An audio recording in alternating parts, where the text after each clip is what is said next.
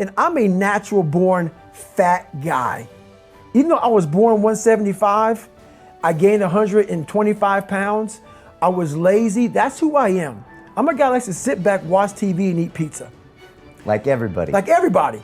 Like everybody. So I want to tell you right now. That's the mama voice. That's the mama voice. Here, put your feet up. I'm giving you some cookies That's and right. milk. Take it easy, right? That's right. And for a guy that never had that, like me, I love my mom, but she was working. All I crave is that mama voice. Please love David. Love David. That voice got me to 297 pounds. She used to cook for you, too. She used to cook for me. Matter of fact, in the book, I talk about it. When I got out of the military and I started gaining this weight a lot, my standard breakfast was 8 cinnamon rolls, like basically, I think 6 to 8 scrambled eggs, half a pound of bacon, Fruity Pebbles, Lucky Charms, whatever it may be. That was my standard breakfast.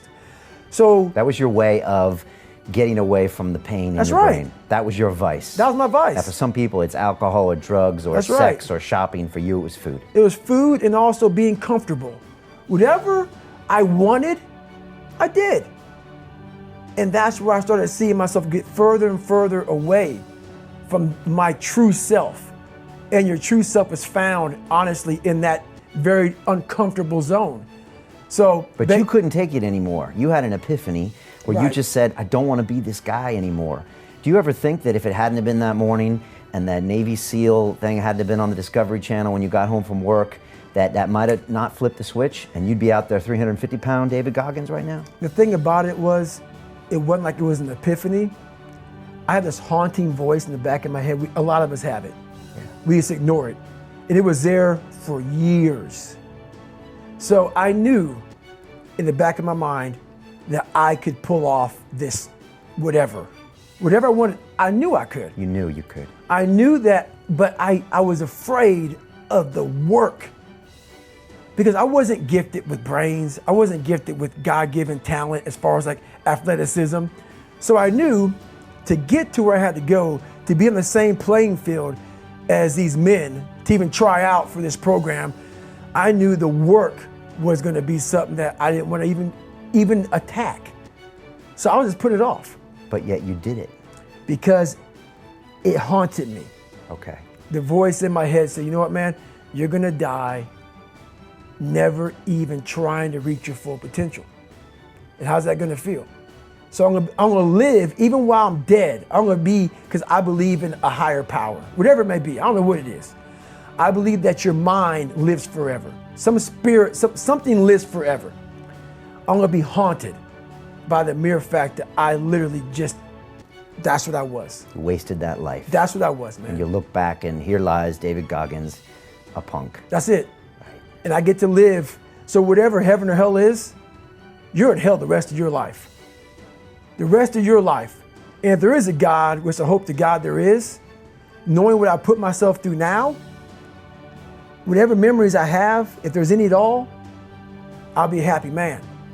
But I knew that I was gonna pay for this while I was living or while I was dead. I was gonna pay for this, because basically to me, it was a huge sin.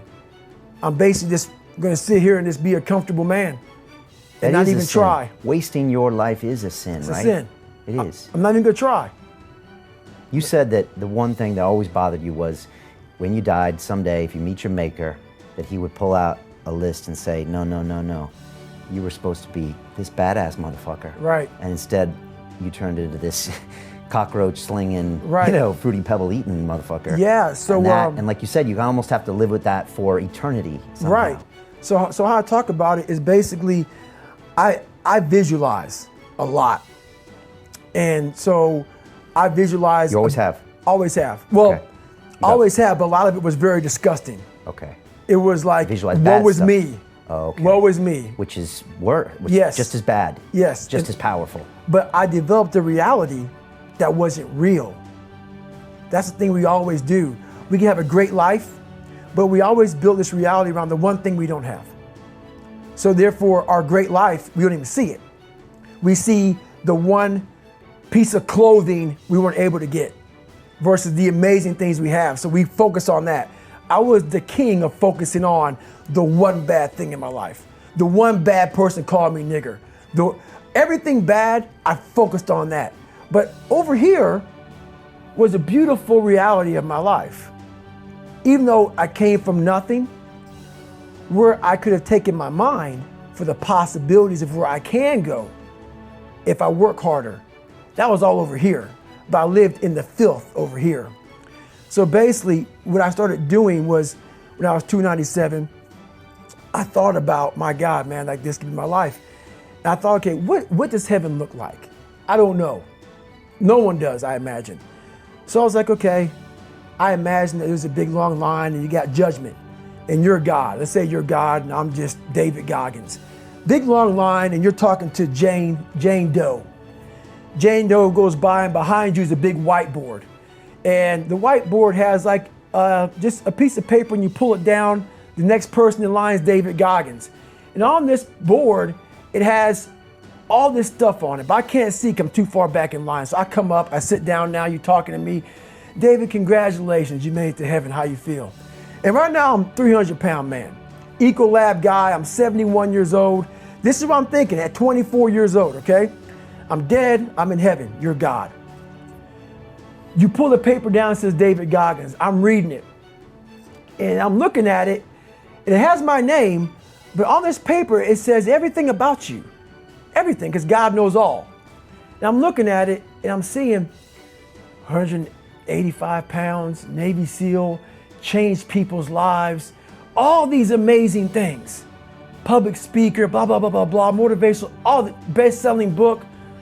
I look at God, I said, God, the name is right, but what's on here is not me. He goes, it should have been you. This was the life that you were supposed to live, but you didn't try. So this is the life that you have. So what I think to myself is, are you in heaven? Am I talking to God or am I talking to the devil?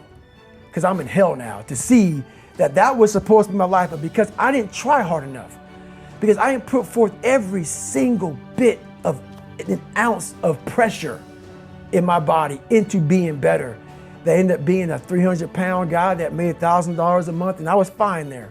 That was okay. So that's how my mind works. It works that way to see, where is this going to take me? What's the possibility? So we're all in a battle with our own brains. That's all life. of us. That's all life is. It's the most powerful thing in the world, is your own brain. It can work for you or against you. And when did you start to realize that the visualization could work for you?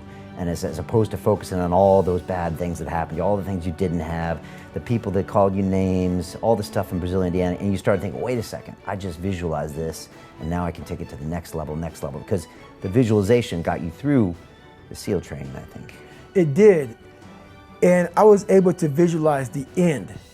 So when I was 297, and I was all fat and out of shape, and I couldn't run a quarter mile, and I was drinking milkshakes and eating boxes of donuts, I visualized, man, how would it feel? So after I watched that show on Discovery Channel, for a brief moment, there was 22 guys that graduated. I watched this segment on TV about these guys going through Navy SEAL training.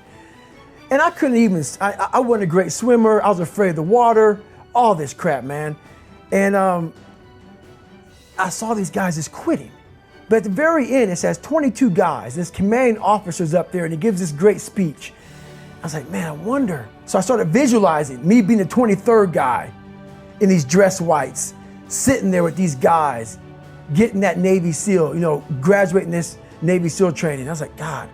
So I put myself there. I was like, man, that's an amazing feeling. I put myself there at 297, not even able to do anything that these great men were doing. I said, man, if I could feel that, that would change my life. If I could just feel that. It lasts for 1 second. You get that certificate, you walk across the stage, and what's next? But I didn't know that then. My mind wasn't, I thought I'd live in that moment forever. So I said, wow, man, if I could just feel like them. If I could feel like them. And what was that feeling you wanted so bad? Respect, accomplishment? No, victory. I wanted to win. Not like beat somebody else.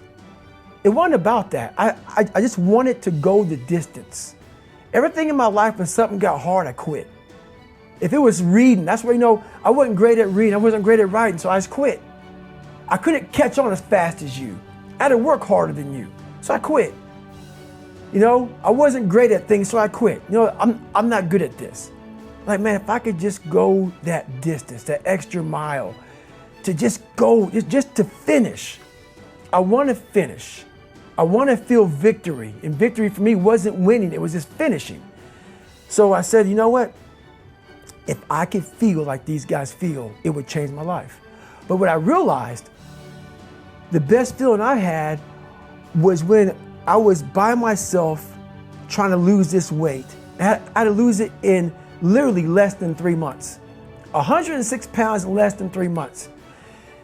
And literally, I started feeling victory just by putting myself in the battle.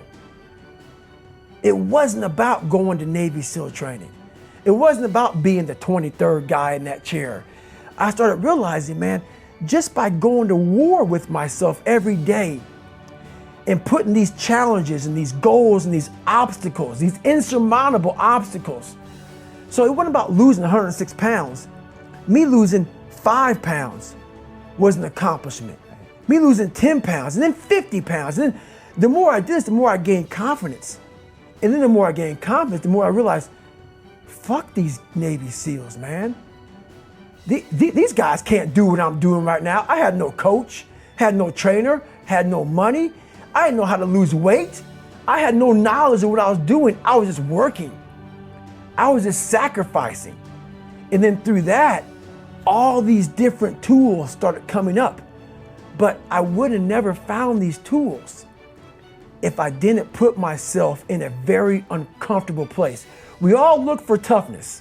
We all want it, but we look for it in a comfortable environment. You will not find toughness in a comfortable environment.